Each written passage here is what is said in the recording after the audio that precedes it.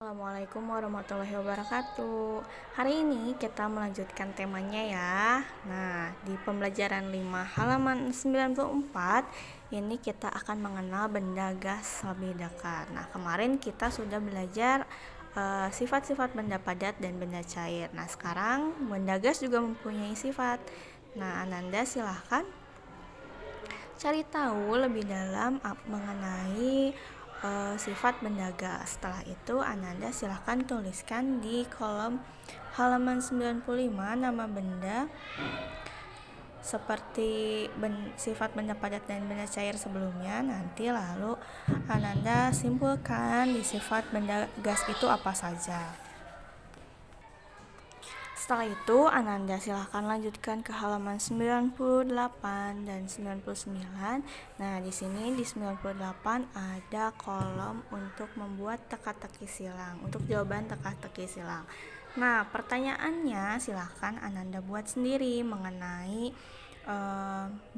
wujud benda padat, benda cair, dan benda gas, begitupun sifatnya. Jadi wujud dan sifat benda padat, cair, dan gas itu bentuk pertanyaannya. Nanti setelah pertanyaannya dimuat, ini seperti nomor 1, wadah tempat minum. Kan jawabannya cangkir. Lalu menurunnya wujud dari minyak, dari C cair gitu. Nah, nanti misalkan apalagi nanti Ananda bisa ditulis di sini begitu. Nah, beberapa hari sebelumnya saat kita mempelajari mengenai satuan panjang, kita juga mempelajari mengenai satuan berat yaitu kilogram ya. Nah, di sini ada beberapa alat yang biasa kita gunakan untuk menimbang berat, seperti timbangan beras, timbangan badan, timbangan kue, lalu timbangan gantung, timbangan warung, dan neraca. Nah, Ananda pernah atau sering melihat yang mana? Biasa timbangan badan dan timbangan kue mungkin ya. Tuh, kan ini alat-alat ini disesuaikan dengan kebutuhan. Sekarang timbangan badan berarti kan harus menopang berat badan seseorang begitu. Tidak mungkin kan timbangan badan digunakan menjadi timbangan beras, bisa saja, tapi mungkin kurang pas aja seperti itu. Timbangan gantung ini digunakan kalau Ananda punya adik yang masih bayi, biasanya ditimbang di posyandu itu menggunakan timbangan gantung begitu. Ini timbangan warung mungkin sekarang sudah banyaknya menggunakan timbangan digital ya. Dulu itu menggunakan timbangan warung. Nah, di sini kan kalau timbangan kue itu ada namanya jarumnya ya, untuk mengetahui berapa kilo atau berapa berat benda yang ditimbang tersebut. Misalkan ini ada labu nih yang ditimbangnya. Labunya ditimbang, kita lihat nih berapa kilo ya. Nih, angkanya menunjukkan ke angka 4. Berarti di sini 4 kilogram begitu. Nah, di sini silakan Ananda isi di halaman 101 menjodohkan mana sih yang pas dan cocok untuk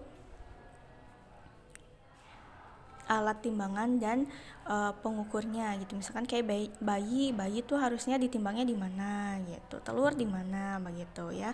Tinggal ditarik garis. Untuk latihan melihat angka beratnya, Ananda mengerjakan halaman 103. Di situ seperti yang Ibu contohkan sebelumnya. Nih, berarti kalau misalkan nih contoh lagi yang awal. Berarti ini kan lebih tuh, nggak di angka 5. Berarti yang titik-titiknya ini berarti kita ibaratkan koma. Misalkan ini tuh 5, berarti di sini kita tulis 5 kg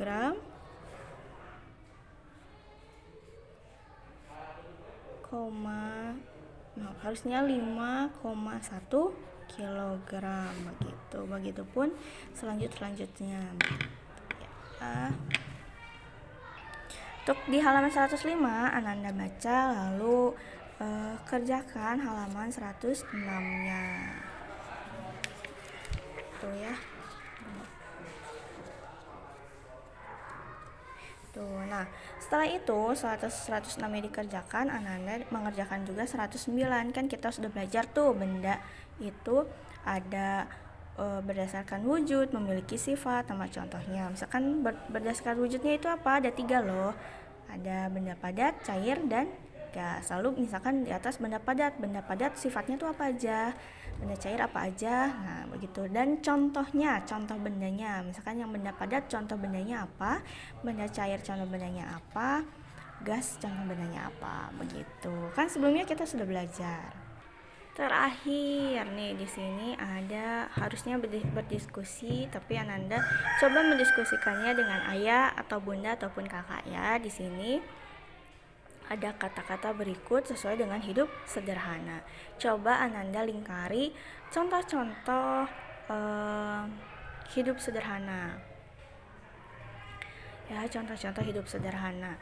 Lalu Ananda jelaskan di kolom halaman 115 yang ini saja.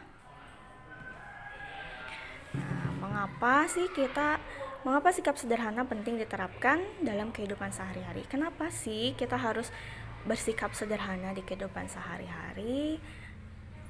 Tuh, lalu silahkan Ananda tulis contoh sikap sederhana dalam kehidupan sehari-hari di kolom yang bawahnya. Itu saja. Ya, terima kasih. Selamat mengerjakan.